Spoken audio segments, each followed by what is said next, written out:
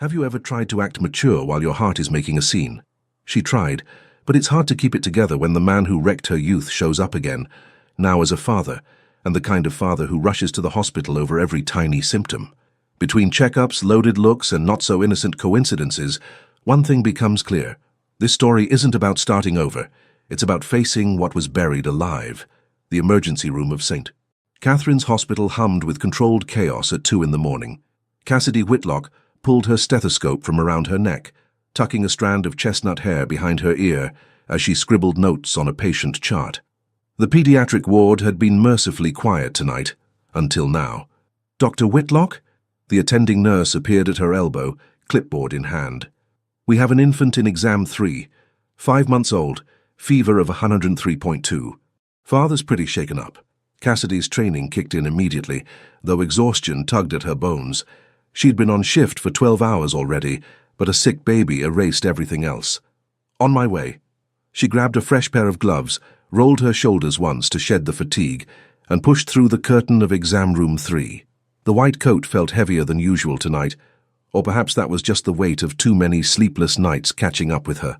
Still, her voice came out steady and warm, the one she reserved for frightened parents and crying children. "Good evening, I'm Dr. Witt."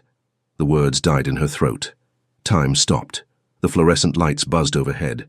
Somewhere down the hall, a monitor beeped. But Cassidy heard nothing except the sudden roar of blood in her ears, because standing beside the examination table, holding a crying infant against his broad chest, was Tristan Pemberton. His dark hair was disheveled, falling across his forehead in a way that made him look younger than 34. The tailored shirt he wore was wrinkled, sleeves rolled up to reveal forearms that tensed as he rocked the baby. But it was his eyes, those storm-grey eyes that once looked at her like she was the only thing that mattered in the world, that made her knees weak. Those same eyes that had looked at her with hatred 11 years ago. Tristan's gaze lifted from his daughter. Their eyes locked. She watched the colour drain from his face, watched his jaw, that angular, stubborn jaw she used to trace with her fingertips, clench so hard a muscle jumped in his cheek. His entire body went rigid, one hand instinctively tightening around the baby, while the other gripped the edge of the table. If this story is touching your heart, show your support. Leave a like, subscribe to the channel, and share it with your friends. Every action helps us keep bringing you new stories full of emotion. "You," he breathed, and the single word carried 11 years of complicated history. Cassidy's fingers trembled. She clasped them together, nails digging into her palms. Her heart hammered so violently, she was certain he could hear it. Every instinct screamed at her to run, to call for another doctor, to escape the weight of his stare, to protect herself from the man who'd shattered her so completely she'd spent years learning how to breathe around the broken pieces. But then the baby wailed, a desperate sound that cut through the shock like a knife. Training overrode emotion. Cassidy sucked in a breath that hurt her chest and forced her feet to move forward. "Mr. Pemberton." Her voice came out steadier than she felt, though she couldn't quite meet his eyes. "I'm Dr. Whitlock. Let me examine your daughter." She saw his throat work as he swallowed, saw the war happening behind those grey eyes, the same war she was fighting. But he said nothing, just gave a single sharp nod and stepped aside, though his body remained coiled with tension. Cassidy focused on the baby. That was safe. That was what she knew how to do. "What's her name?" she asked softly, reaching for the infant. Her hands didn't shake. Years of practice had taught her how to bury everything beneath professionalism. "Eleanor." His voice was rough, like gravel and whiskey. "Elle." Cassidy's chest constricted. Eleanor. Such a beautiful name for such a tiny creature. The baby couldn't have been more than 5 months old, with Tristan's dark hair and impossibly long lashes wet with tears. As Cassidy lifted her from her father's arms, their fingers brushed, the barest contact that sent electricity shooting up her arm. Tristan jerked back as if burned. Cassidy pretended not to notice. She laid Eleanor on the examination table, speaking in the gentle, sing-song voice that always calmed frightened children. "Hello, sweet girl. I know you don't feel good. Let's figure out what's wrong, okay?" The baby's cries softened to hiccuping whimpers as Cassidy's practiced hands moved over her small body, checking her ears, throat, listening to her tiny heart and lungs. She was aware of Tristan watching her every move, could feel the weight of his gaze like a physical touch. Her pulse raced traitorously. Don't think about him. Don't remember. Just focus on the baby. But how could she not remember? How could she forget the boy, now man, who'd been her first everything? First kiss under the stars, first whispered, "I love you." First touch that made her understand what desire meant.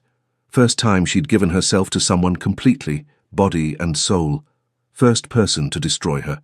"When did the fever start?" Cassidy asked, forcing professionalism into every word as she gently palpated Eleanor's abdomen. The baby squirmed but didn't cry. "Around midnight." Tristan's answer was clipped. "She's been fussy all evening, but then she felt like fire. I didn't know what else to do." Something in his voice, a thread of barely concealed panic beneath the control, made Cassidy glance up. Their eyes met again, and for a heartbeat she saw past the 11 years of silence. Saw the fear of a first-time father terrified for his child. Saw vulnerability he'd normally never show. She looked away quickly, her own armor threatening to crack. "How you did the right thing bringing her in," she said quietly, returning her attention to Eleanor. She examined the baby's throat again, noting the slight inflammation. "Has she been eating normally?" "Less than usual, and she's been spitting up more." Cassidy nodded, pieces clicking into place. She ran through the differential diagnosis in her mind, asked a few more questions about symptoms and recent changes. Tristan answered each one with terse precision, never volunteering more than asked. The silence between them was suffocating. Finally, Cassidy straightened, pulling off her gloves. She picked up the chart and made notes, buying herself a moment to breathe. When she spoke, she kept her tone purely clinical. A doctor addressing a patient's father, nothing more.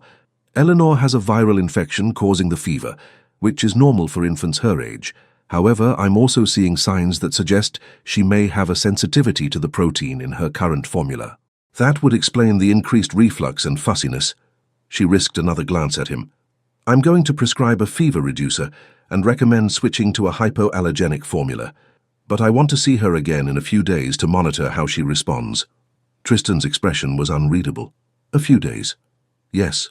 Cassidy swallowed hard, knowing what that meant. More appointments. More unavoidable encounters. This kind of sensitivity requires careful monitoring. We need to track her symptoms, make sure the formula change helps. She could see him processing this, see the moment he realized he'd have to come back, have to see her again. The muscle in his jaw flexed. "Fine." The word came out flat. Empty. Cassidy nodded once and turned to prepare Eleanor's prescription. Her hands moved automatically, measuring, noting, documenting, while her mind spun in circles. She was aware of every breath Tristan took, every subtle shift of his body as he gathered his daughter back into his arms. When she handed him the prescription slip, she was careful not to touch his fingers again. "The nurse will give you instructions for the medication," she said, her voice barely above a whisper now, "and information about the formula change. Thank you." 2 words, delivered with cool politeness. Nothing more. Cassidy watched him leave, tall and broad-shouldered even with an infant carrier in his grip, and felt something crack inside her chest. The curtains swished closed behind him, cutting off her view. She stood alone in the exam room, surrounded by the sterile smell of antiseptic, and the ghost of a love that should have died 11 years ago. But hearts, she'd learned, didn't follow rules about what they should or shouldn't do.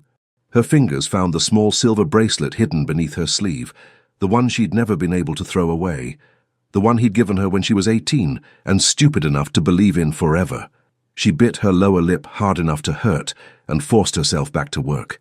There were other patients waiting, other lives to focus on, other reasons to forget that Tristan Pemberton had just walked back into her carefully rebuilt world.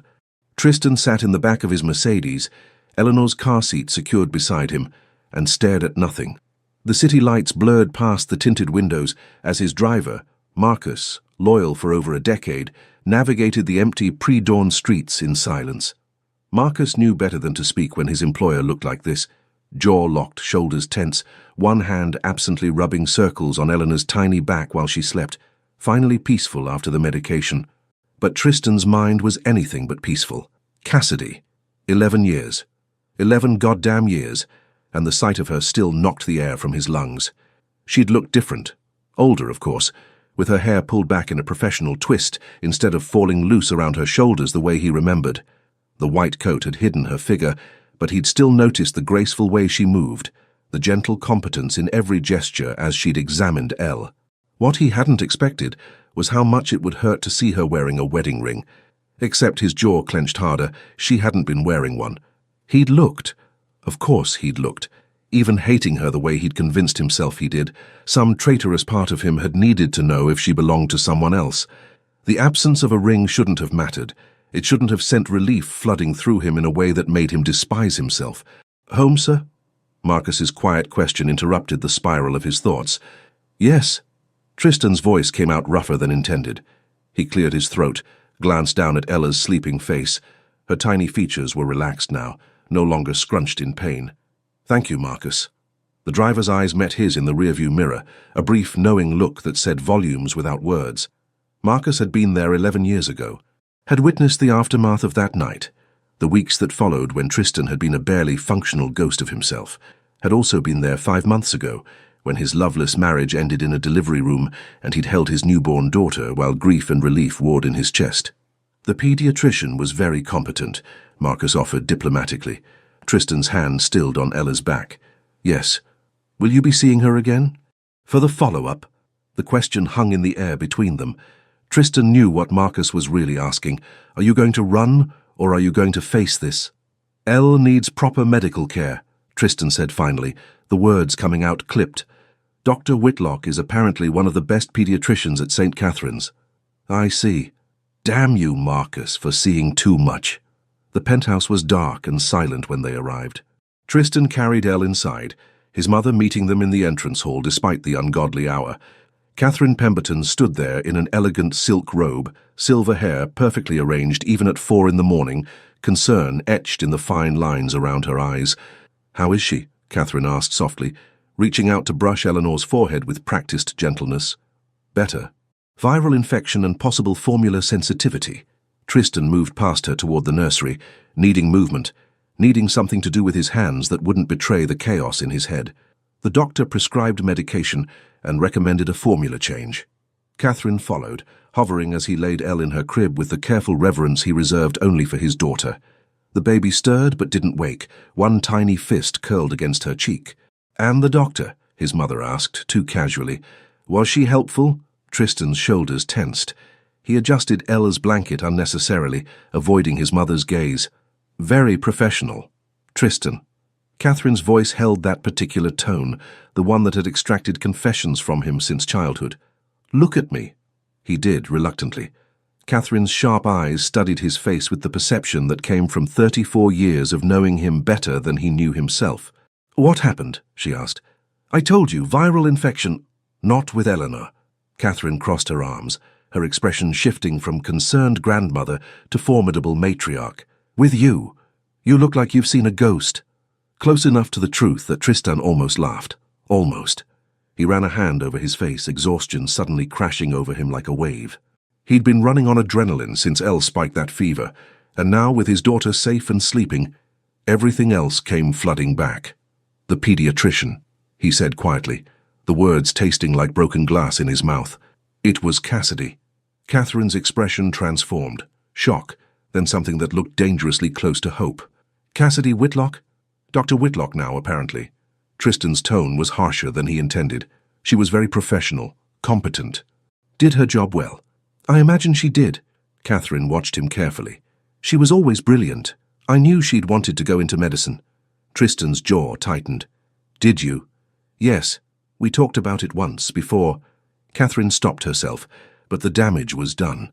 Before Tristan had ripped Cassidy out of their lives like a cancer, before he'd forbidden anyone from speaking her name in his presence, before he'd convinced himself that the photo he'd received, Cassidy wrapped in his best friend's arms, their faces close, intimate, was proof enough of her betrayal. "She examined Elle?" Catherine pressed gently. "Yes. And you have to return for a follow-up?" "Yes." "I see." Catherine's lips curved in something that wasn't quite a smile. "Well, that's fortunate, isn't it? Elle needs the best care." Tristan shot her a sharp look. "Don't." "Don't what, darling?" "Whatever you're thinking."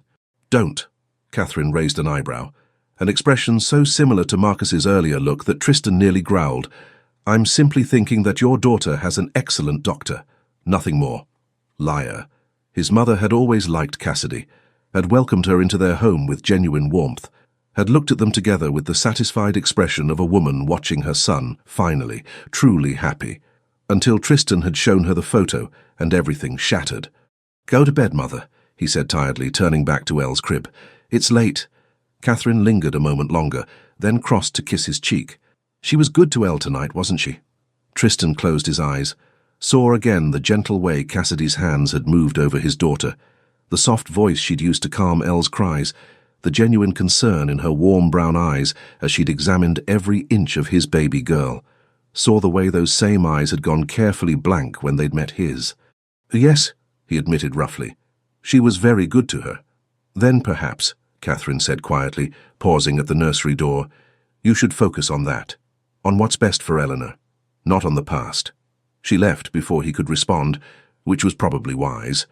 Tristan sank into the rocking chair beside Ella's crib and dragged both hands through his hair. His mother was right, damn her.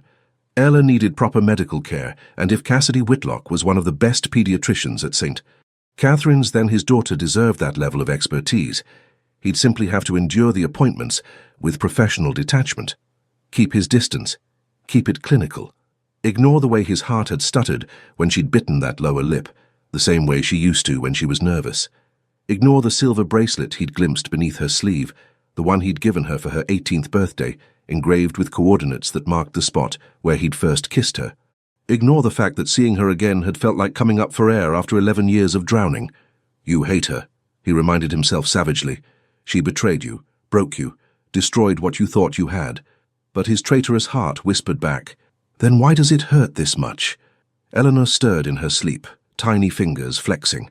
Tristan reached through the crib bars to let her grasp his thumb, the way she always did, as if even in dreams she needed to know he was there. "I'm here, Princess," he murmured. "Always." And if that meant enduring the exquisite torture of seeing Cassidy Whitlock every week, watching her gentle hands care for his daughter while maintaining that careful professional distance between them, well, he'd survived worse. At least that's what he told himself, even if he wasn't entirely sure he believed it.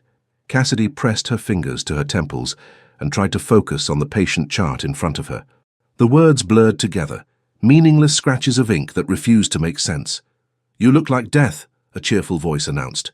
Cassidy glanced up to find her best friend Maya leaning against the doorframe of her tiny office, arms crossed and one eyebrow raised in judgment. Maya Chen had been her roommate in medical school, her maid of honor at the wedding that never happened, and the person who'd held her hair back during the worst nights after Tristan had disappeared from her life. She was also a nurse in the pediatric ward, which meant she knew exactly why Cassidy looked like she hadn't slept in 3 days. "Good morning to you too," Cassidy muttered, returning her attention to the chart. Or trying to. Maya swept into the office uninvited and perched on the edge of the desk. "Eleanor Pemberton has another appointment today, 4th one in 2 weeks. She paused meaningfully. "That's a lot of appointments for a simple formula sensitivity." Cassidy's pen stilled. "She's a first-time father. He's being cautious." "Mm-hmm. And the fact that this first-time father happens to be your devastating ex-boyfriend from 11 years ago? Pure coincidence, I'm sure. Maya, the one who broke your heart so badly you couldn't even say his name for 2 years. Maya's voice softened despite the words.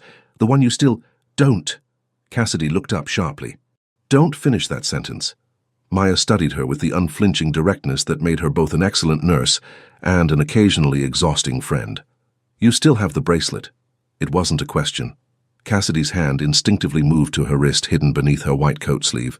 "That's different, is it?" "Yes, it's just a piece of jewelry. It doesn't mean anything." "Right. Which is why you've kept it in a box for over a decade, but started wearing it again the day after he showed up in your ER. Maya's expression gentled. "Sweetie, I love you, but you're a terrible liar." Cassidy opened her mouth to argue, then closed it. What was the point? Maya knew her too well. "He hates me," she said quietly instead, the words tasting bitter. "You should have seen the way he looked at me, Maya. Like I was poison." "Did he say that?" "He didn't have to." Cassidy set down her pen before her trembling fingers could betray her. 11 years ago, he called me a traitor and walked away. He blocked me from everything. Refused to let me explain, wouldn't even look at me if we were in the same room. And now he's polite, professional, like I'm just another doctor treating his daughter. "Maybe that's all he can manage right now," Maya suggested. "Seeing you again must have been a shock for him too. He had a wife." The words came out sharper than intended. "She died. He has a baby. He's moved on completely while I stayed stuck. Cassidy didn't say. While I compared every man I dated to a ghost. While I kept a bracelet I should have thrown away. Maya reached over and squeezed her hand. The appointment's at 2. You have 4 hours to pull yourself together. I'm fine. You're biting your lip. You always bite your lip when you're lying to yourself. Cassidy released her lower lip immediately, tasting copper where she'd worried the skin raw. I hate you sometimes. No, you don't. Maya stood, smoothing her scrubs. You love me, because I'm the only person who tells you the truth. Now drink some coffee, fix your face, and remember that you're Dr. Cassidy Whitlock, brilliant pediatrician and badass woman who doesn't fall apart over any man, even devastatingly handsome banking heirs with grey eyes and shoulders that... Get out. Maya laughed and obeyed, but called over her shoulder, He's early, by the way, already in the waiting room. Cassidy's heart stuttered. 2 o'clock was 4 hours away. It was barely 10 in the morning. Of course he was early, because apparently the universe had decided she hadn't suffered enough. She made him wait. Not deliberately. She genuinely had 3 other patients scheduled before Elle's appointment. But by the time she finally opened the door to exam room 4, it was nearly 2:30, and Tristan looked like a man barely holding on to his composure. He stood when she entered. Eleanor balanced easily in his arms. The baby had grown in just 2 weeks. Cassidy could see it in the way she held her head up, the brightness in her dark eyes. Dr. Whitlock. Tristan's voice was carefully neutral. Thank you for seeing us. Of course. Cassidy forced a professional smile and washed her hands at the small sink. The ritual gave her something to do, somewhere to look that wasn't directly at him. How has Eleanor been doing with the new formula? Better. The reflux has improved significantly. Good, that's good. She dried her hands and turned, finally allowing herself to meet his gaze. A mistake. Those grey eyes were watching her with an intensity that made her breath catch. Any fever? Unusual fussiness? No fever. She's been sleeping better too. A pause. She seems happy. The way he said it, with a hint of wonder, as if he couldn't quite believe his daughter could be happy, made something in Cassidy's chest crack. May I? She held out her arms for Ella. Tristan hesitated for a fraction of a second before handing over his daughter. Their fingers brushed in the transfer, just like the first time. Cassidy's pulse jumped. She focused fiercely on the baby, settling Eleanor on the examination table with gentle efficiency. Hello, sweet girl, she murmured, letting Elle wrap tiny fingers around her thumb. You're getting so big. From the corner of her eye, she saw Tristan's expression shift, something unguarded crossing his features before he shuttered it away. She pretended not to notice as she began the examination, checking Elle's ears, throat, listening to her heart. The silence was oppressive. She likes you, Tristan said abruptly. Cassidy's hand stilled on Elle's chest. What? Eleanor. She doesn't usually... He cleared his throat. Most people make her fussy, but with you she's calm. Cassidy looked down at the baby, who was indeed watching her with curious contentment. Something warm and dangerous bloomed in her chest. Babies can sense when someone cares about them. Do you? The question came out rougher than he'd clearly intended. Care about her? She met his eyes then, forgetting to guard herself. Of course I do. Every child I treat, I care about all of them. That's not what I... Tristan stopped, jaw clenching, ran a hand through his hair in a gesture so familiar it hurt. Never mind. Cassidy forced herself to look away to continue the examination. Her professional mask was cracking, and she couldn't afford that. Not here. Not with him. Everything looks good, she said after a long moment, lifting Ella back into her arms. The baby made a small sound of contentment, resting her head against Cassidy's shoulder. Her weight is up, vitals are strong. The formula change was definitely the right call. So she's okay. Vulnerability bled through the question. She's perfect. Cassidy smiled down at Elle, brushing a finger over her soft cheek. You're doing a wonderful job with her, Mr. Pemberton. Tristan. She froze. Looked up slowly. His expression was unreadable, but his eyes were burning into hers with something she couldn't name. You used to call me Tristan. The words hung between them, heavy with history, with 6 months of stolen kisses and whispered promises, with a love so consuming it had felt like drowning and flying all at once. That was a long time ago, Cassidy said softly. Yes. His voice had gone rough. It was. She needed to give Elle back, needed to create distance. But her body wouldn't cooperate, frozen in this moment with his daughter warm in her arms, and him standing close enough that she could smell his cologne, different from what he'd worn at 23, more sophisticated, but somehow still achingly familiar. Eleanor yawned, tiny fist rubbing her eyes. "She's tired," Cassidy said, the words coming out barely above a whisper. The examination probably wore her out. Tristan stepped closer to take his daughter back, close enough that Cassidy could see the faint stubble on his jaw, the shadows under his eyes that said he wasn't sleeping well either, close enough that when he reached for Elle, his arms bracketed Cassidy's body. For a heartbeat they stood frozen, Elle between them, their faces inches apart, the air so thick with tension Cassidy could barely breathe. Then Tristan lifted Elle away and stepped back like he'd been burned. "Thank you," he said stiffly, "for taking such good care of her. It's my job." The words came out more coldly than she'd intended. Something flashed in his eyes, hurt, maybe, or anger. "Of course, I'll make the next appointment on my way out." He was halfway to the door when Cassidy heard herself say, "Tristan." He stopped, didn't turn around. "She really is doing wonderfully. You're a good father." His shoulders tensed. For a long moment, he said nothing. Then so quietly she almost missed it. "Thank you, Cassidy." The door closed behind him with a soft click. Cassidy sank into her chair and let out a shaking breath. 4 hours until she could go home. 4 hours to rebuild the walls that had just crumbled to dust. She had a feeling 4 hours wouldn't be nearly enough. Catherine Pemberton had learned long ago that the best time to have difficult conversations with her son was when his hands were occupied. A man couldn't storm out of a room when he was holding a baby. She found him in the nursery at twilight, standing by the window with Eleanor asleep against his chest. The golden light painted them both in warm tones, her granddaughter's dark hair, her son's strong profile. Such a beautiful picture of love and devotion, such a lonely one. "You've been quiet since the appointment," Catherine said from the doorway, keeping her voice low. Tristan didn't turn around. "Ella's doing well. Doctor." Whitlock said, "I'm not asking about Eleanor's health, darling." Catherine moved into the room, settling into the rocking chair with practiced grace. "I'm asking about you. I'm fine. You're lying." That got a reaction, his jaw tightening, shoulders squaring. Still, he didn't turn to face her, just kept swaying gently, one hand supporting Elle's head, the other spread wide across her tiny back. "She's good with her," he said finally. "With Elle. Professional. Thorough. Everything a good pediatrician should be. But nothing, that's all." Catherine let the silence stretch, counted to 30 in her head. Sure enough, her son cracked first. "She called me Tristan." The words came out rough, almost angry. "In the exam room, I told her to stop calling me Mr. Pemberton, and she looked at me like I'd hit her." "Well, you did ask her to use your given name." "I know what I asked." He turned finally, and Catherine's heart ached at the confusion in his eyes. "I don't know why I asked it. It was stupid, unprofessional." "Was it?" "Yes. We're nothing to each other anymore. She's Elle's doctor. That's all she can be. Can be? Or should be?" Tristan's expression shuttered. "Don't start, Mother." "Start what?" Catherine kept her tone innocent. "I'm simply asking a question." "You're meddling." "I prefer to call it caring." She folded her hands in her lap, studying him with the directness that had always made him squirm as a child. "You've been different since you started taking Eleanor to see her.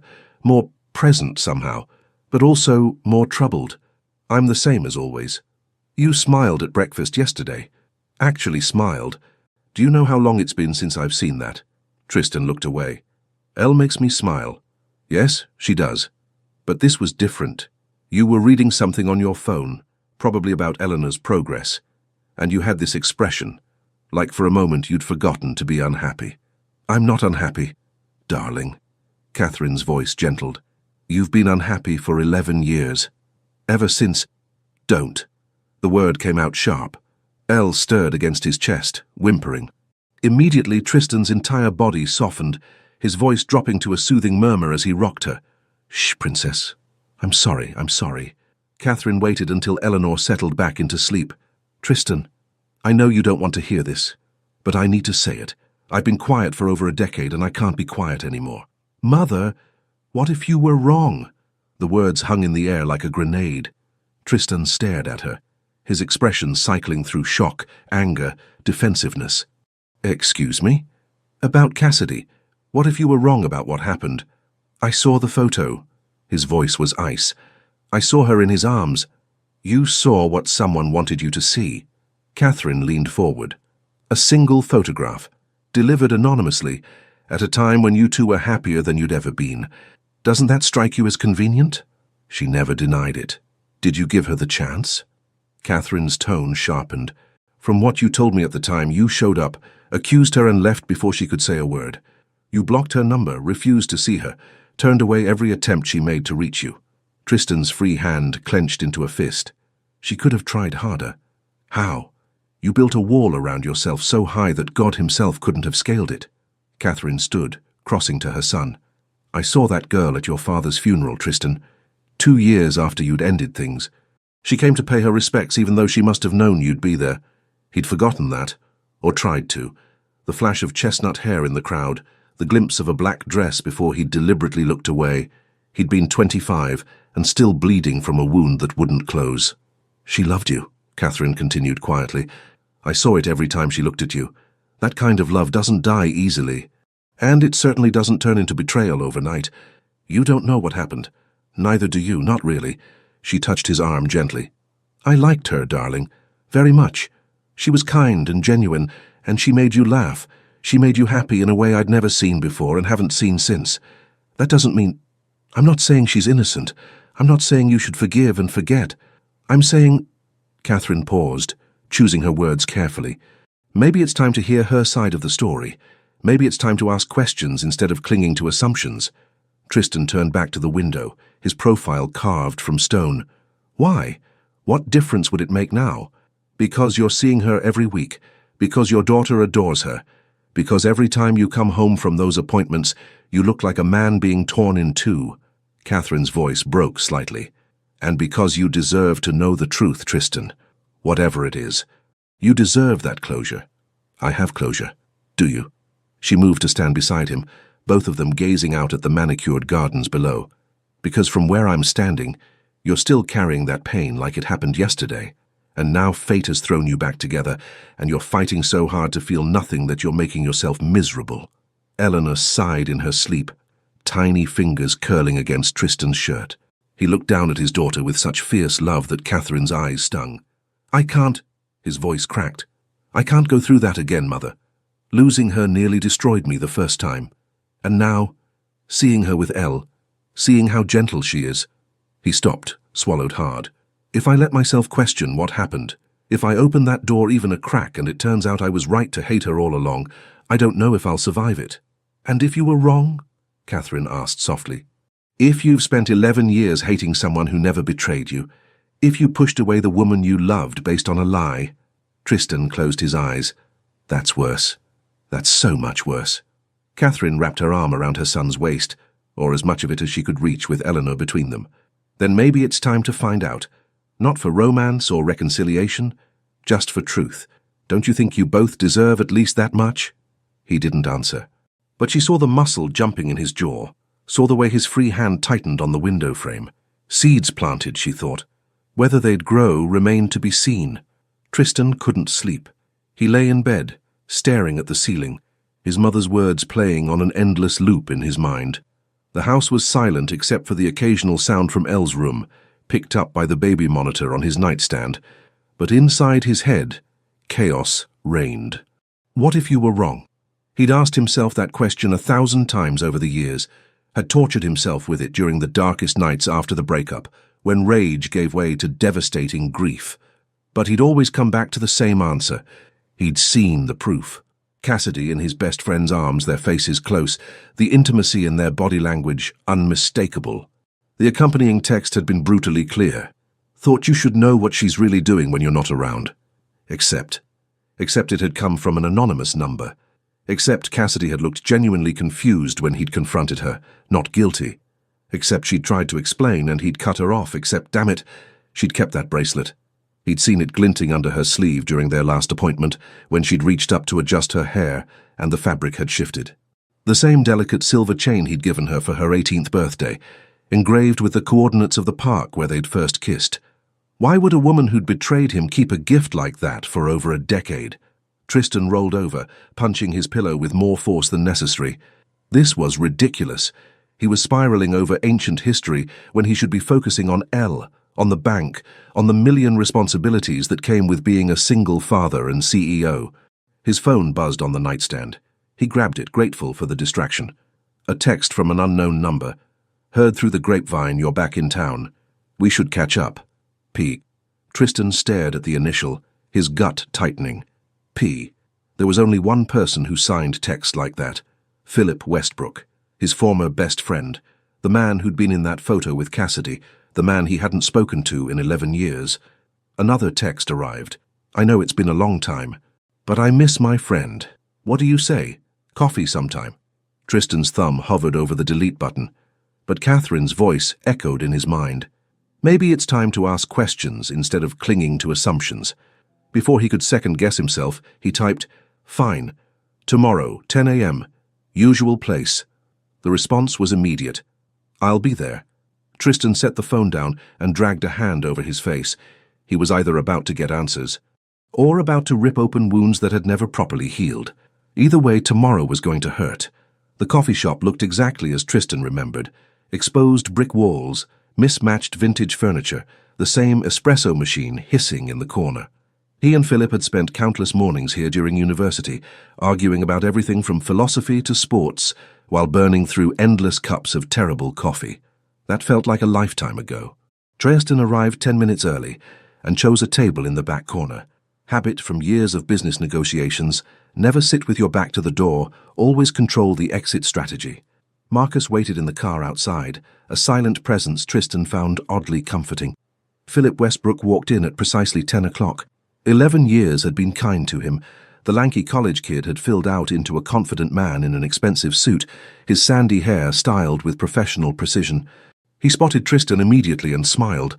That same easy, charming smile that had always made him popular at parties. Tristan didn't smile back. "Tris."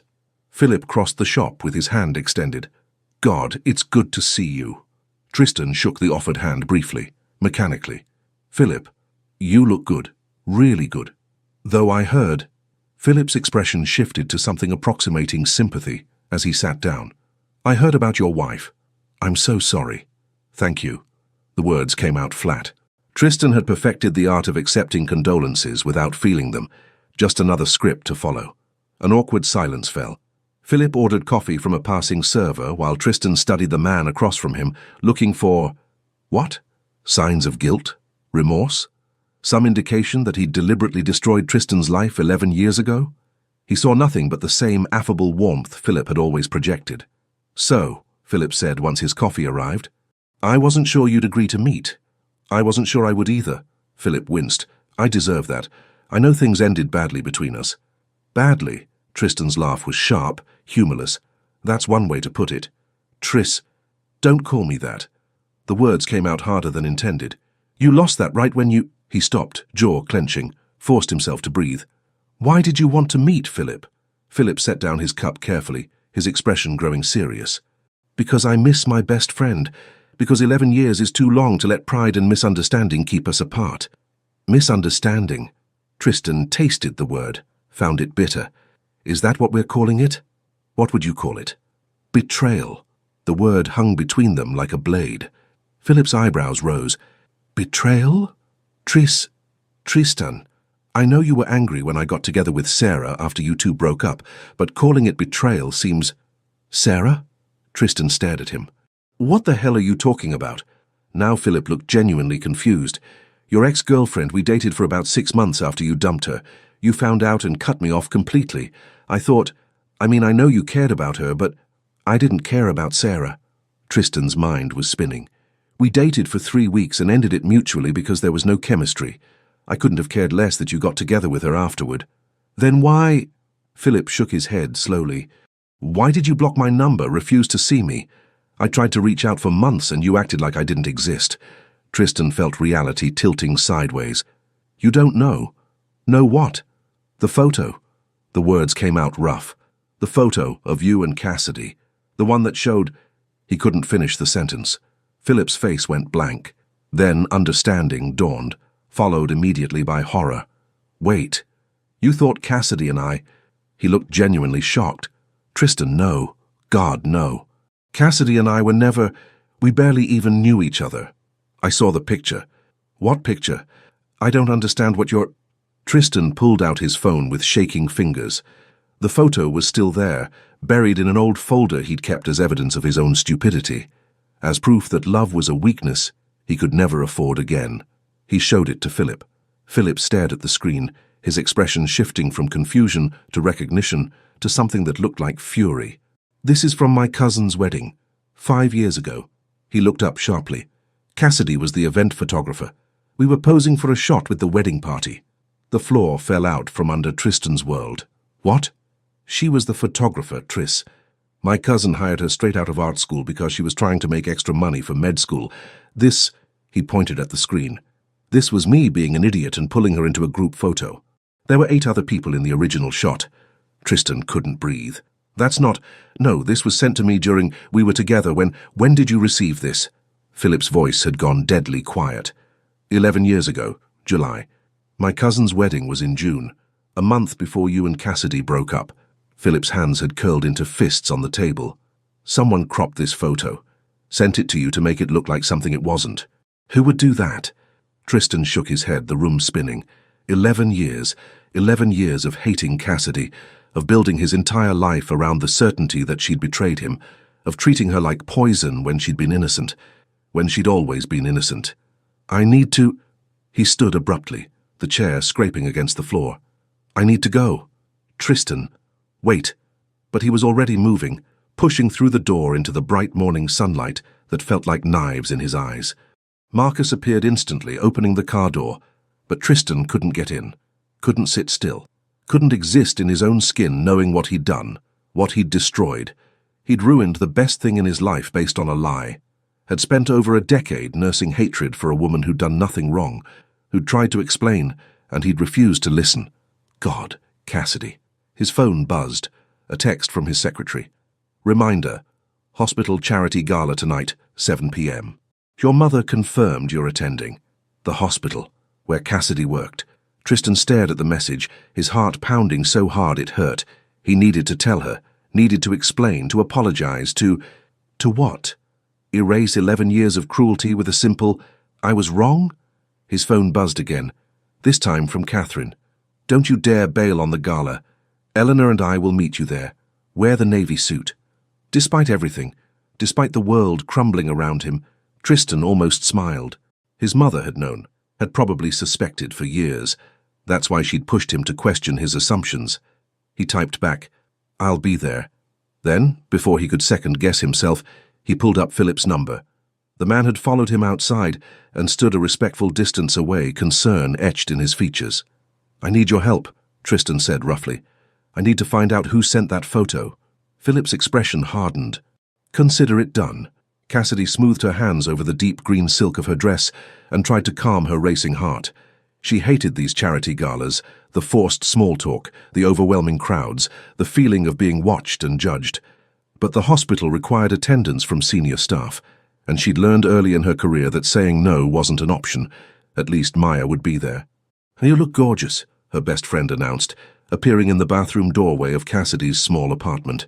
Maya wore a stunning red dress that hugged every curve, her dark hair swept up in an elegant twist. That color makes your eyes look like melted chocolate. That's not a thing. It is now, I just made it a thing. Maya grinned. Then her expression softened. You okay? You've been weird all week.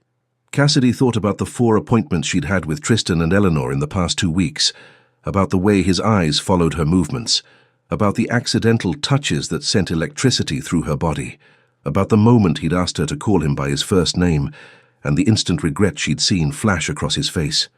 I'm fine, she lied. You're biting your lip again. Cassidy released her lower lip immediately. I hate you. No, you don't. Come on, the car's waiting. Maya linked their arms together. Let's go schmooze with rich people and drink expensive wine we'll feel guilty about tomorrow. The hospital's grand ballroom had been transformed into something out of a fairy tale. Crystal chandeliers cast warm light over round tables draped in ivory linens. Soft music floated from a string quartet in the corner. Everywhere Cassidy looked, she saw elegant gowns and tailored tuxedos, champagne flutes and practiced smiles. She felt completely out of place. Dr. Whitlock! Cassidy turned to find the hospital's elderly secretary. Mrs. Patterson, notorious for knowing everyone's business, bearing down on her with a gleeful expression. "You look lovely, dear. That green is stunning on you." Mrs. Patterson's eyes sparkled with mischief.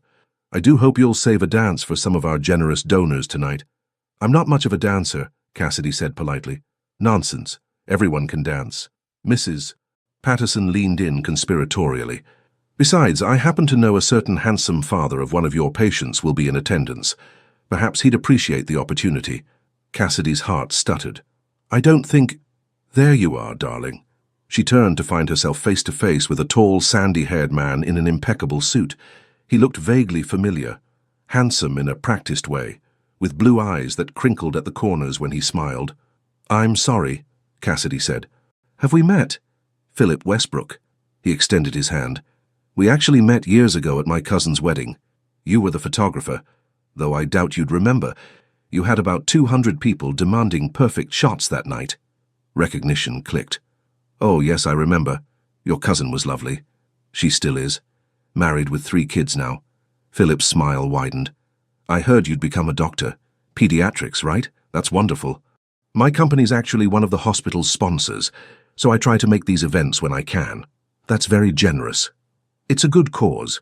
Besides," his expression turned slightly sheepish, "I have to admit, I was hoping to run into you. I've always felt bad about how chaotic that wedding was.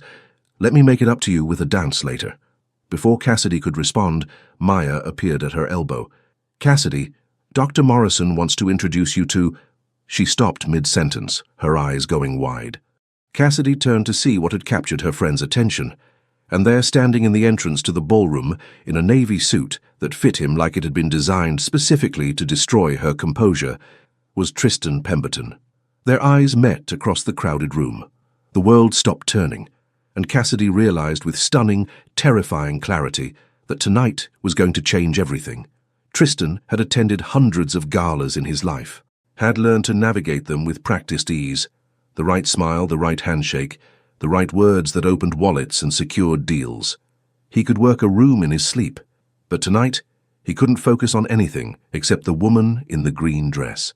Cassidy stood near the far wall talking to some man in a suit that probably cost more than most people's monthly rent. The stranger was leaning in close, too close, saying something that made her smile politely.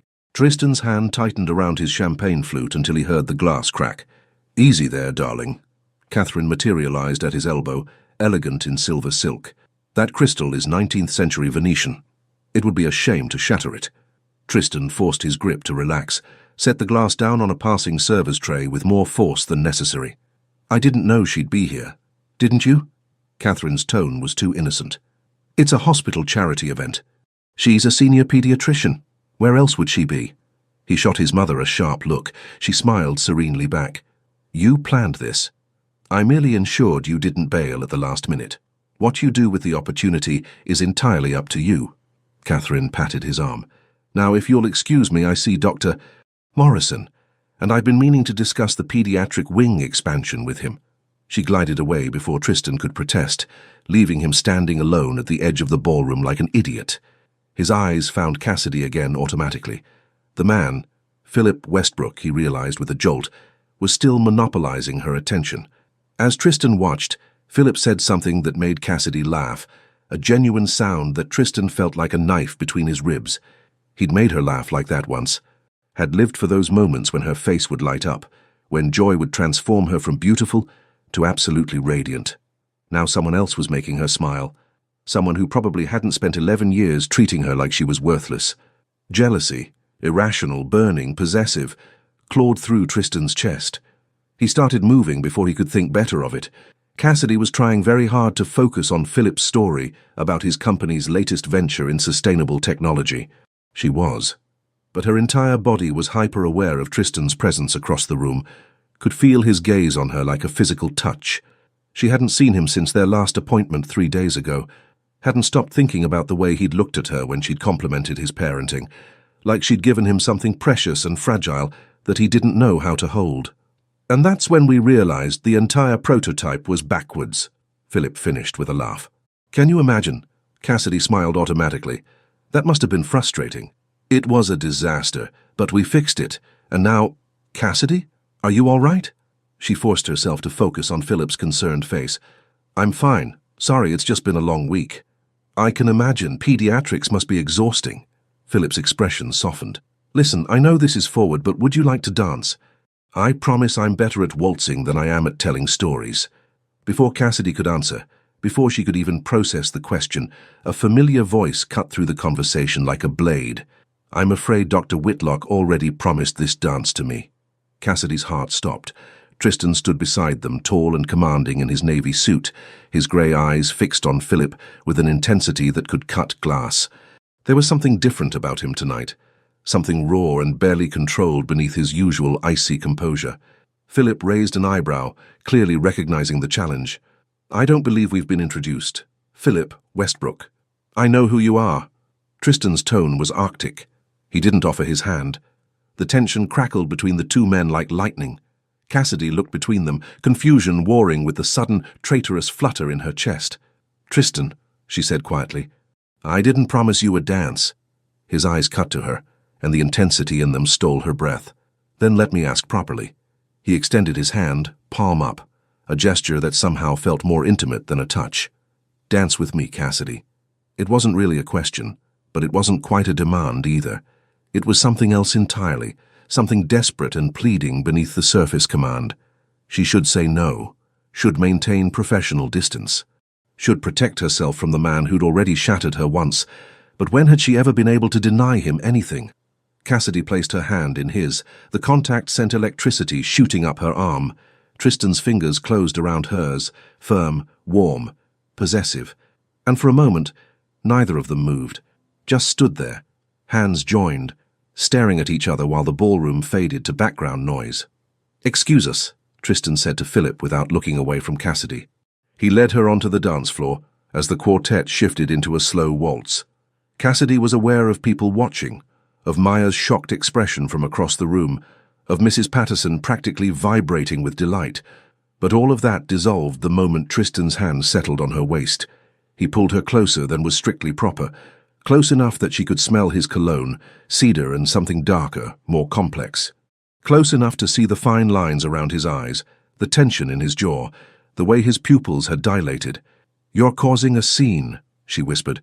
I don't care. His voice was rough, raw. They moved together, falling into the rhythm with an ease that shouldn't have been possible after 11 years. But somehow her body remembered his, remembered the way they fit together, the way he led with subtle pressure, the way she'd always felt safe in his arms. Until she hadn't. Why did you do that? Cassidy asked, forcing herself to meet his eyes. Interrupt like that? Tristan's hand tightened on her waist. Because I couldn't watch him touching you for one more second. The blunt honesty of it shocked her into silence. I know I have no right, he continued, the words coming faster now like a dam breaking. No right to be jealous. No right to pull you away from someone who's probably actually good for you. But I couldn't. He broke off, jaw clenching. I saw him making you smile, and I wanted to destroy something. Cassidy's pulse hammered. You don't get to be jealous. You ended things. You called me a traitor and walked away without giving me a chance to explain. I know. The words were barely audible. God, Cassidy, I know. Then what are you doing? Her voice broke despite her best efforts. What is this? Because I can't keep doing this dance where you look at me like I matter one moment and then treat me like a stranger the next. It's killing me. Tristan pulled her closer, an almost involuntary movement, as if her confession had physically hurt him. They were barely swaying now, just standing pressed together in the middle of the dance floor, while other couples swirled around them. You want to know what I'm doing? His voice had gone hoarse. I'm losing my mind. I'm watching you with my daughter, and seeing how gentle you are, how much you care, and it's destroying every wall I built. I'm lying awake at night thinking about you. I'm inventing reasons to bring Elle in for appointments because I can't stand the thought of not seeing you. Cassidy's breath caught. Tristan, I spent 11 years hating you, he continued, his eyes burning into hers. 11 years convinced you'd betrayed me. And now I'm... He stopped, swallowed hard. I'm starting to think I was wrong. The world tilted. What? The photo, the one I based everything on. I'm starting to think it wasn't what I believed it was. His hand came up, fingers brushing her cheek with devastating gentleness. And if I was wrong, Cassidy, if I spent all this time hating you for something you didn't do, He couldn't finish, just stood there, looking at her with such raw anguish that her eyes stung. "You were wrong," she whispered. The words hurt coming out. "I never betrayed you. I tried to tell you that night, but you wouldn't listen. You disappeared." She watched something break in his expression, watched his eyes close, his jaw work as he struggled for control. "I'm so sorry," he said roughly. "God, Cassidy, I'm so—" The music swelled around them. Other dancers pressed closer, forcing them to move. Tristan's hand slid from her cheek to the small of her back, pulling her against him as they began to sway again. But it wasn't dancing anymore. It was something else entirely, something desperate and aching. Cassidy's free hand came up to rest against his chest.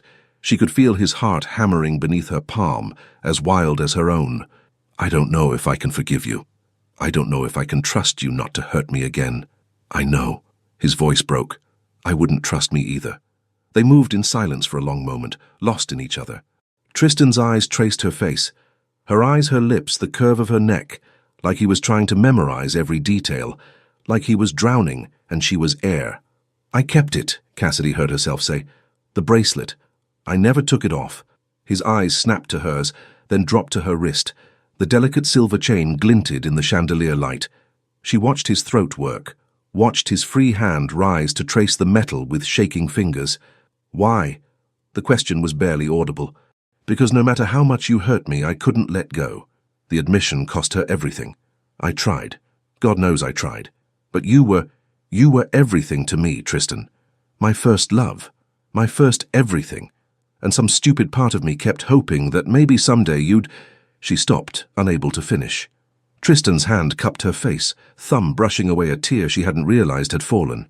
"Someday I'd what?" "Come back." The words were a whisper. "Realize you were wrong. Look at me the way you're looking at me right now." The music shifted, slowing. Around them, couples began to separate, preparing for the tempo change. But Tristan didn't let go. Instead, he pulled her impossibly closer until there was no space left between them. "Cassidy, Mr. Pemberton." A hospital administrator appeared at Tristan's elbow, oblivious to the moment she was shattering. "So sorry to interrupt, but there's someone here who'd very much like to meet you. Major donor, very persistent." Tristan's jaw clenched. His hand tightened on Cassidy's waist for a fraction of a second before he forced himself to step back. The loss of contact was physical pain. "Give me 1 minute," he said roughly, not looking away from Cassidy. "Of course, I'll tell them you're on your way." The administrator hurried off. Tristan and Cassidy stood facing each other, barely an arm's length apart, the dance floor emptying around them. "I have to—" Tristan gestured vaguely toward where the administrator had disappeared. "I know, but we're not done. This conversation, we're not done." "Okay." He reached out, caught her hand, brought it to his lips, and pressed a kiss to her knuckles that sent fire racing through her veins. "Don't leave, please."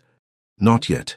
Then he was gone, disappearing into the crowd and leaving Cassidy standing alone on the dance floor, with her heart in pieces and hope blooming in her chest for the first time in 11 years. Maya found Cassidy hiding in the hospital's rooftop garden at midnight, still wearing her green gown, but with her heels kicked off beside the bench. "There you are." Maya sat down without invitation, producing a bottle of champagne she'd clearly stolen from the gala. "Want to tell me what the hell that was?" "What was what?" Cassidy asked, knowing it was useless. "Oh, I don't know. Maybe the part where Tristan Pemberton looked at you like you were oxygen and he was drowning, or the dance that had every gossip in the ballroom practically combusting." Maya took a swig from the bottle. "Mrs. Patterson already started a betting pool on when you two get back together." "We're not getting back together." "Your face says otherwise. Also, you're touching that bracelet again. You always do that when you're thinking about him." Cassidy's hand stilled on the silver chain. "He said he might have been wrong about what happened 11 years ago." Maya's eyes widened. "Might have been.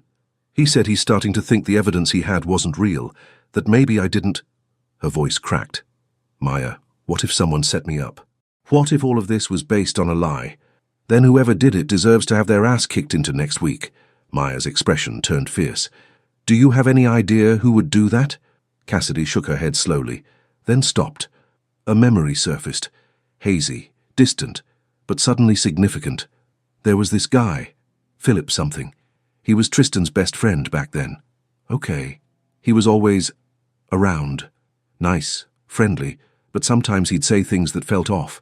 Like once he told me I was too good for Tristan, that I deserved someone who appreciated me more. Cassidy frowned, pieces clicking together. And after the breakup, he sent me this weird letter. I still have it somewhere.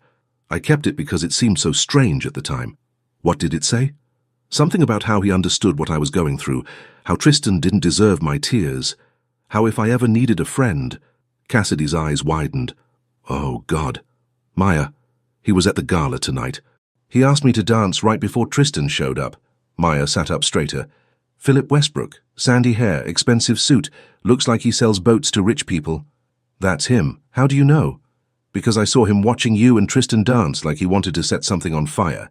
Maya grabbed Cassidy's shoulders. You need to find that letter. Tonight. Cassidy's apartment was a mess of moving boxes. She'd only been in the city for 2 months, and unpacking kept getting delayed by long shifts at the hospital. She tore through box after box, searching for the small wooden memory box she'd kept from college. She found it at 2 a.m. buried under old textbooks and medical journals. Inside were ticket stubs, photographs, a dried flower from her first date with Tristan. And there, in a cream envelope, was Philip's letter. She opened it with trembling fingers. Dear Cassidy, I know you're hurting right now. I want you to know that I never believed what Tristan accused you of. You're too genuine, too kind for that kind of betrayal. He was a fool to let you go. If you ever need someone to talk to, someone who sees your worth, I'm here. Always. P. The handwriting was distinctive, sharp, angular, with a particular flourish on the capital letters. Cassidy's heart pounded as she dug deeper into the box. There, tucked between 2 photographs, was something she'd completely forgotten about. An anonymous note that had appeared in her locker at the hospital during her residency, years after the breakup. You deserve better than memories of someone who never loved you. Let go and move forward. You'll find real love when you stop clinging to the past. She held the 2 pieces of paper side by side under the lamp. The handwriting was identical. Son of a bitch, Cassidy whispered. Her phone buzzed. A text from an unknown number. Hope you enjoyed the gala. It was good to see you again. Perhaps we could have coffee sometime. I'd love to catch up properly. Philip. Cassidy stared at the message, rage building in her chest. She didn't have proof yet, not concrete proof, but every instinct she had was screaming that Philip Westbrook had destroyed her relationship with Tristan, had sent that photo, had manipulated everything, had spent 11 years watching the aftermath of his handiwork, and now he was back, circling like a vulture. Her fingers flew over her phone keyboard. Coffee sounds lovely. When works for you? If he'd done this, if he'd ruined 11 years of her life, she was going to make him confess, and then she was going to destroy him. The call came at 3:47 a.m. Cassidy jerked awake, fumbling for her phone in the darkness. The caller ID showed Tristan's number, the emergency contact he'd insisted on adding to Elle's file. Dr. Whitlock, she answered, already sitting up. Cassidy. His voice was rough with panic. Ella's burning up. I gave her the fever reducer an hour ago, but it's not working. She's crying, and I don't know what to do. Professional instinct overrode everything else. What's her temperature? 103.6. It was 102 an hour ago. Any rash? Difficulty breathing? No, just she won't stop crying. Please, I know it's the middle of the night, but I need... Give me your address. Cassidy was already pulling on clothes, phone wedged between shoulder and ear. I'm on my way. 20 minutes later, she pulled up to iron gates that opened onto a sprawling estate. The mansion beyond looked like something from a magazine, all stone and glass and elegant lighting. A life she'd glimpsed briefly 11 years ago, before everything shattered. Tristan met her at the door before she could knock. He looked wrecked, hair disheveled, shirt wrinkled, shadows under his eyes that spoke of sleepless weeks, not just one bad night, but it was the raw fear in his expression that made her chest ache. Thank you for coming, he said roughly. I know I shouldn't have called, but where is she? He led her upstairs to a nursery decorated in soft creams and yellows. Ella lay in her crib, tiny face red and tear-streaked, whimpering weakly. Cassidy's heart twisted. She bent over the crib, placing gentle hands on the baby. Hello, sweet girl, let's see what's wrong. For the next 10 minutes, she examined Ella with practiced efficiency, while Tristan hovered nearby, radiating tension. Finally, she straightened. It's another viral infection, common at her age. The fever reducer will kick in soon, but she's also teething, which compounds everything. Cassidy pulled out her phone. I'm going to adjust her medication dosage and send you a prescription for something to help with the gum pain. That's it? She's okay? She's okay. Cassidy smiled softly. You're doing everything right, Tristan. You're a good father. She watched his shoulders sag with relief, watched him drag a hand over his face, blinking hard against emotion he was trying desperately to contain. I was terrified, he admitted quietly. I don't know what I thought, that I was failing her somehow. You're not. Cassidy touched his arm without thinking. Every parent panics. It doesn't mean you're failing. Elle's whimpers had quieted to soft hiccups. Cassidy adjusted the baby's blanket, brushed fingers over her warm cheek. When she turned, she found Tristan watching her with an expression that stole her breath. Stay, he said suddenly. Just until the medication kicks in. Please. Cassidy should say no, should maintain professional boundaries, should protect her heart. But rain had started falling outside, drumming against the windows with increasing intensity. Okay, she heard herself whisper, until the rain stops. They sat in the dim nursery, watching Elle drift into peaceful sleep as the fever finally broke. Neither spoke. But when Cassidy shivered slightly in the cool air, Tristan disappeared and returned with a cashmere throw that probably cost more than her monthly rent. He draped it over her shoulders, fingers lingering a moment too long. Outside, the storm raged on.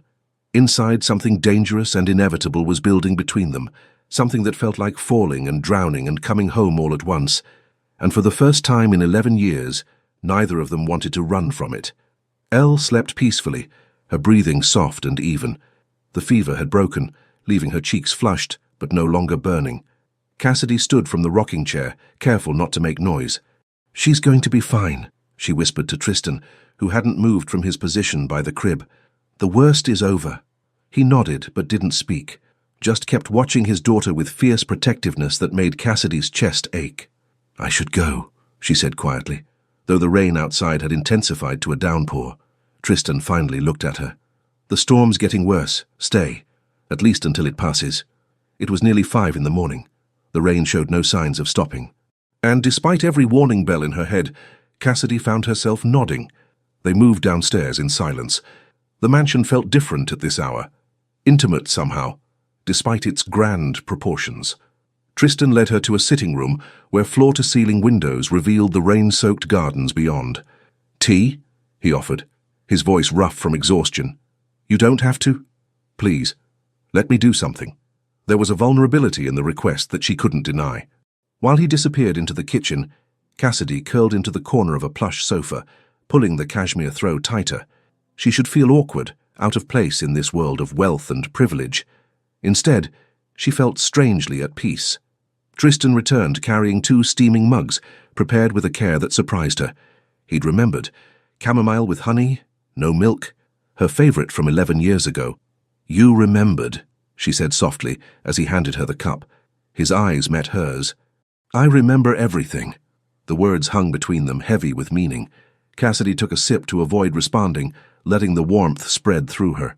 They sat in silence for long minutes, watching the rain. It should have been uncomfortable, but somehow it wasn't. Just 2 people existing in the same space, no pretenses, no walls. I don't sleep well anymore, Tristan said suddenly. Haven't since... He stopped. Since a lot of things. Ella keeps you up? Sometimes. But mostly it's... He set down his mug, ran a hand through his hair. Regret. Wondering if I've made the right choices. Worrying about whether I'm enough for her. Cassidy studied his profile in the dim light. You're more than enough. Elle is lucky to have you. Am I? His laugh was bitter. I married her mother out of obligation, not love. Vanessa knew it too. She knew I was... He stopped, jaw clenching. Was what? Still in love with someone else? The confession came out barely above a whisper. Even after 11 years, even believing she'd betrayed me, I couldn't stop. Cassidy's breath caught. Her hands trembled around the warm mug. Tristan turned to face her fully. I told myself I hated you, convinced myself that what we had was a lie. But every relationship after you felt empty, every woman I dated I compared to you, and none of them... His voice cracked. None of them were you. Tristan, don't. Tears stung her eyes. You can't say things like that. Why not? It's the truth. He shifted closer, close enough that she could see the gold flecks in his grey eyes. I was a coward 11 years ago. I saw that photo and let pride destroy everything good in my life. I didn't fight for you, didn't trust you, and I've regretted it every single day since. A tear escaped down her cheek. Tristan reached out slowly, giving her time to pull away. When she didn't, he brushed it away with his thumb. I don't expect forgiveness, he said quietly. I don't deserve it. But I need you to know.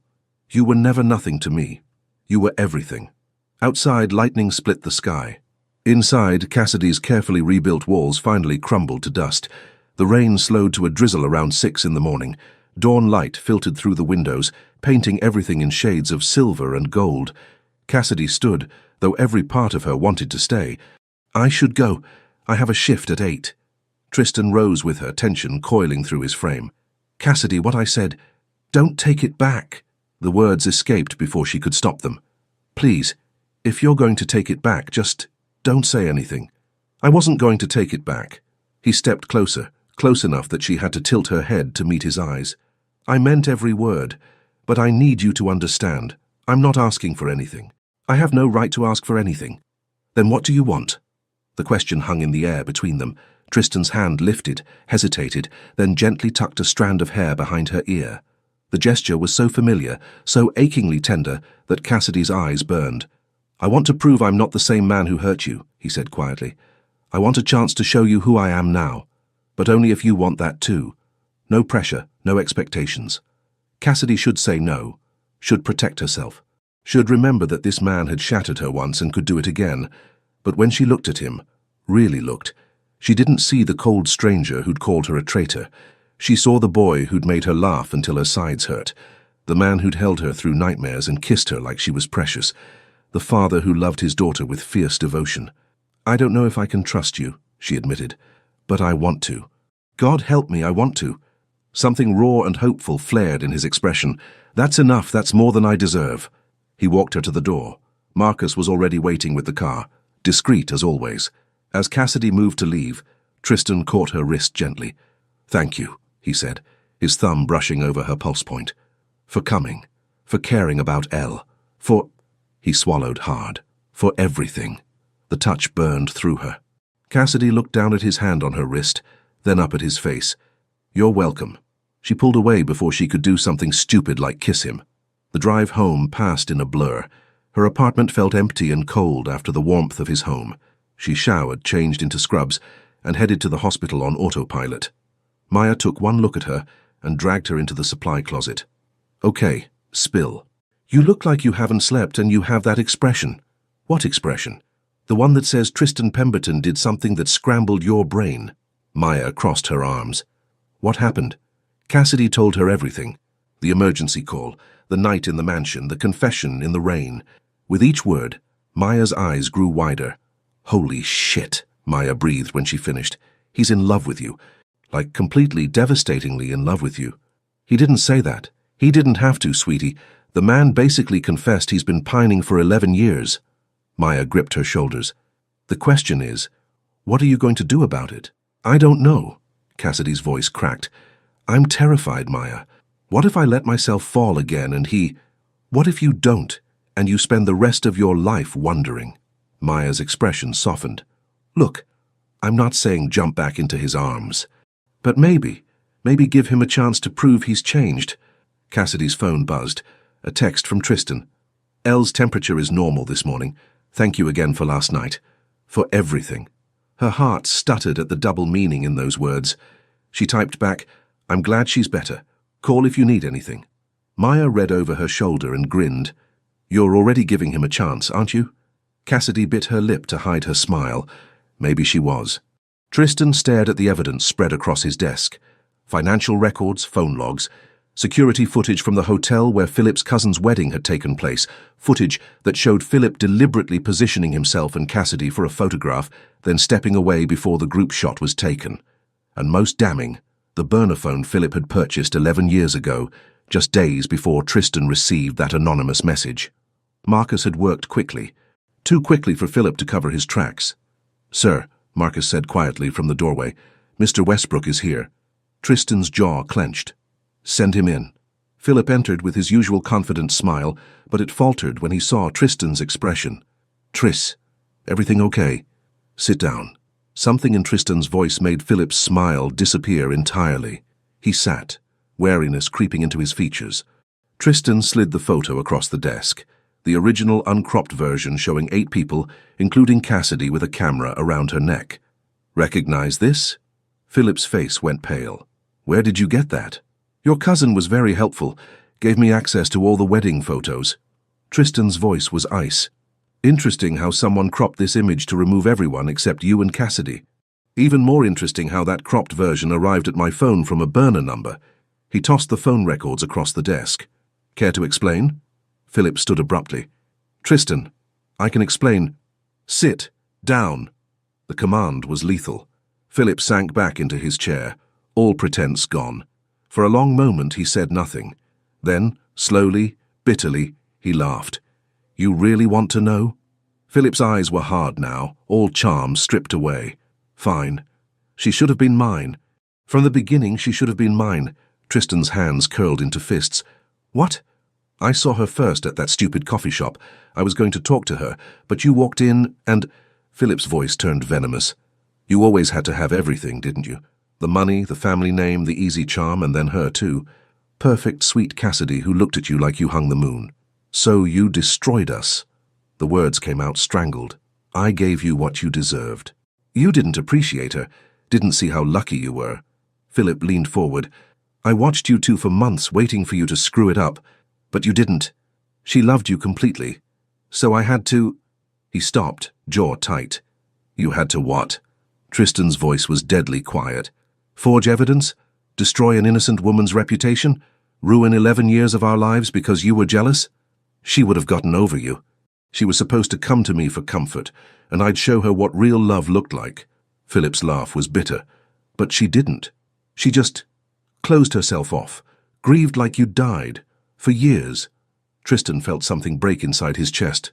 "Get out. Tristan, get out before I do something we'll both regret." Tristan's voice shook with barely controlled rage. "And if you ever come near Cassidy again, if you even breathe in her direction, I will destroy you. Your company, your reputation, everything you've built, I'll burn it all to the ground." Philip stood, all the fight draining from him. At the door he paused. "For what it's worth, I'm not sorry. You didn't deserve her then, and you don't deserve her now." The door closed. Tristan sat alone in his office, surrounded by evidence of a lie that had poisoned 11 years. He'd lost Cassidy over nothing, had treated her like garbage, had believed the worst of her, had denied her the chance to defend herself, and she'd been innocent all along. The guilt was crushing. Tristan didn't go home that night, or the next. He sat in his office staring at the evidence of his catastrophic mistake until the words blurred together. 11 years. He'd wasted 11 years hating an innocent woman, had married someone he didn't love because he'd convinced himself love was a weakness, had denied himself and Cassidy any chance at happiness because he'd been too proud, too quick to believe the worst. Catherine found him on the 3rd day, unshaven and hollow-eyed. "Tristan," she closed the door quietly. "You need to talk to her." "And say what?" His voice was raw. "Sorry I ruined your life. Sorry I called you a traitor and refused to let you explain. Sorry I spent over a decade treating you like you were nothing when you were everything." "Yes, exactly that." Catherine sat across from him. "She deserves to know the truth. She'll hate me." The words came out broken. "She should hate me. Maybe.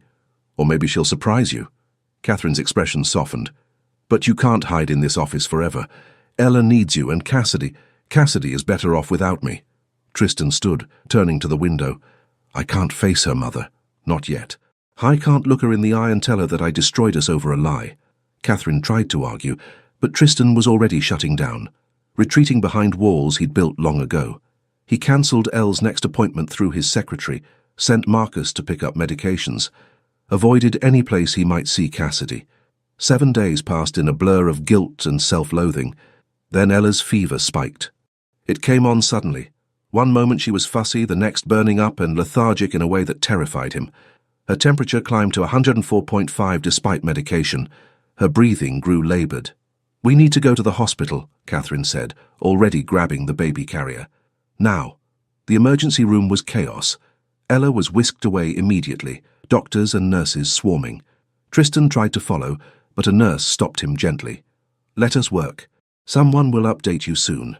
He ended up in a private room, pacing like a caged animal. Hours crawled by. Catherine sat with Ella while tests were run. Every minute felt like an eternity. Finally, a doctor came in. "Mr. Pemberton, your daughter has a serious respiratory infection. We're admitting her for observation and IV antibiotics." Relief and terror warred in his chest. "Can I see her?" "Of course. She's being moved to pediatrics now." The pediatric ward. Cassidy's domain. Tristan's hands shook as he followed the doctor. Ella's room was private, equipped with monitors that beeped steadily. She looked so small in the hospital bed, an IV in her tiny hand. He sank into the chair beside her bed, taking her free hand gently. "I'm here, Princess. Daddy's here." He didn't leave. Not when night fell. Not when Catherine went home to rest. He just sat there, watching his daughter breathe, holding her hand like it was a lifeline. It was nearly midnight when the door opened. Tristan looked up and froze. Cassidy stood in the doorway in her white coat, chart in hand. She wasn't scheduled. He knew the rotation schedule by heart now, but she'd come anyway. Their eyes met across the room. "I heard she was admitted," Cassidy said quietly. "I wanted to check on her."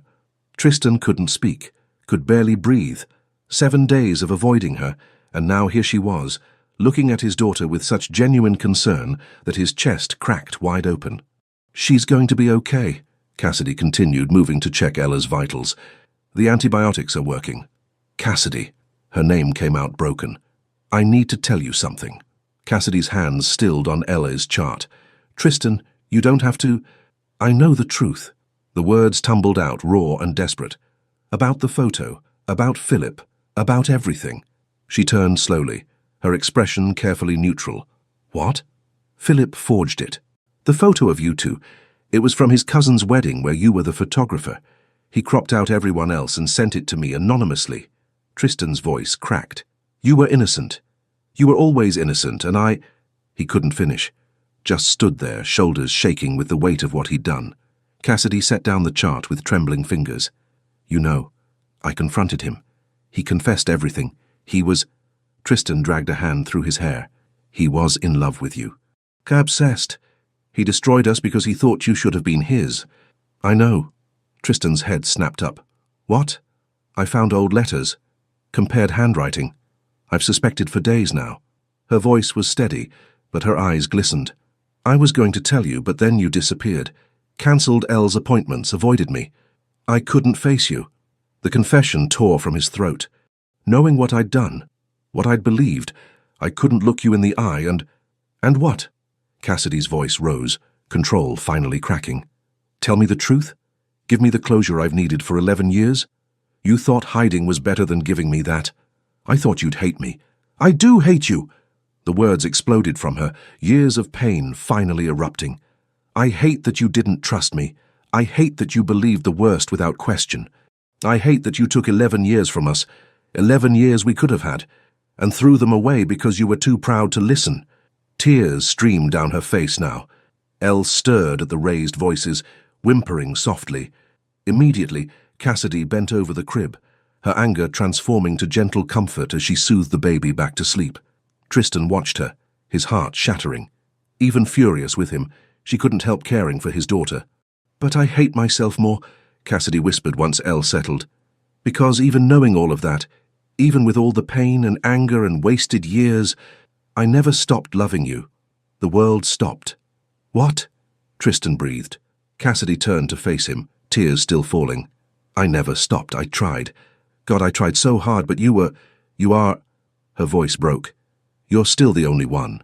Tristan moved before he could think, crossed the small room in 3 strides, and pulled her into his arms.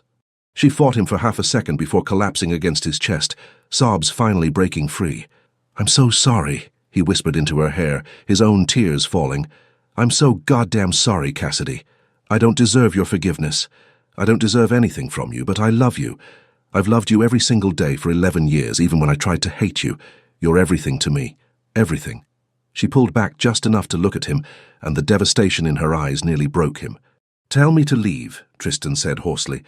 "Tell me you never want to see me again and I'll go, but if you don't say it, if there's even the smallest chance—" She didn't say it. Instead, she rose on her toes and kissed him. The kiss was salt and tears and 11 years of longing. Tristan's hands cupped her face as he kissed her back with desperate tenderness, relearning the taste of her lips, the soft sound she made in the back of her throat. It was coming home and falling apart and being remade all at once. When they finally broke apart, foreheads pressed together, both trembling, Tristan whispered, "I'll spend the rest of my life making this up to you. Promise." Her voice was barely audible. Promise. The weeks that followed were a careful dance of rebuilding. Tristan showed up at the hospital with coffee during Cassidy's breaks. They had dinner at her apartment, while Elle slept in a portable crib nearby. He learned about her years in medical school.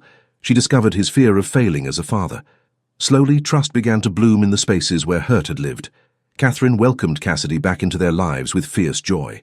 Maya gave Tristan one warning, "Hurt her again and I'll destroy you," before grudgingly approving. Even Marcus smiled when Cassidy climbed into the car. 2 months after their reunion, Tristan invited Cassidy to dinner at the mansion. Rain drummed against the windows as they ate, the storm building outside. Ella was with Catherine for the night, the first time they'd been truly alone. The tension was electric. After dinner, Tristan pulled Cassidy close on the sofa, his hand trembling slightly as it cupped her face. "I want you," he said roughly, "but only if you're ready, no pressure. We can wait as long as—" She kissed him silent. They made their way upstairs between desperate kisses and whispered confessions. In his bedroom, Tristan undressed her slowly, reverently, pressing kisses to every inch of exposed skin. When he finally laid her back against the sheets, his eyes were dark with desire and something deeper. "I love you," he breathed against her throat. "I never stopped loving you." "Show me," she whispered back. He did, slowly at first, relearning her body with worshipful attention. Then, with increasing urgency, as 11 years of longing overwhelmed them both. She arched into him, gasping his name, fingers digging into his shoulders. The storm raged outside while they created their own tempest within, a collision of love and need, and finally being whole again. Afterward they lay tangled together, Tristan's fingers tracing lazy patterns on her bare shoulder. Rain still fell softly beyond the windows. "Stay," he murmured. "Not just tonight. Always." Cassidy smiled against his chest. "Always sounds perfect." 6 months later, on a golden Sunday afternoon, Cassidy sat on the veranda with Ella, nearly 1 year old now, in her lap. The baby giggled, chubby fingers grabbing at Cassidy's hair. "Gentle, sweet girl?" Cassidy laughed, carefully extracting her curls from Elle's grip. She'd moved into the mansion 3 months ago. Her toothbrush sat next to Tristan's in the bathroom. Her clothes hung in his closet. Elle called her Mama in baby babble that melted her heart every time. It felt like home. Strong arms wrapped around them from behind, and Tristan's chin settled on her shoulder. "Perfect day," he murmured, pressing a kiss to her temple. "It really is." Ella squirmed happily between them, making gleeful sounds. Catherine could be heard inside, directing the staff in preparing Sunday lunch. Maya's laughter drifted from the kitchen, where she was helping by mostly eating the appetizers. This was family. Real, messy, beautiful family. "Cassidy," Tristan said quietly. "Marry me." She froze, turned her head to stare at him. "What?" He shifted, keeping one arm around them both while producing a velvet box from his pocket. Inside sat a stunning diamond ring. Simple, elegant, perfect. "Marry me," he repeated, his voice rough with emotion. "Make this official. Make us a family legally. Let me spend the rest of my life proving I'm worthy of you." Tears spilled down Cassidy's cheeks. Elle grabbed for the shiny box, and they both laughed through their emotion. "Yes," Cassidy whispered. "Yes, yes, 1,000 times yes." Tristan kissed her as Elle clapped between them, delighted by the grown-up's happiness. 11 years of pain had led to this moment, this perfect, sun-drenched moment where everything finally made sense, where broken pieces had been mended into something even stronger than before, where love, real, tested, unbreakable love, had won. Leave your comment and share this story with someone special. It truly helps us keep bringing new stories to you. And if you want to follow every chapter of this emotional journey, subscribe to the channel and turn on the notification bell. Your support makes all the difference.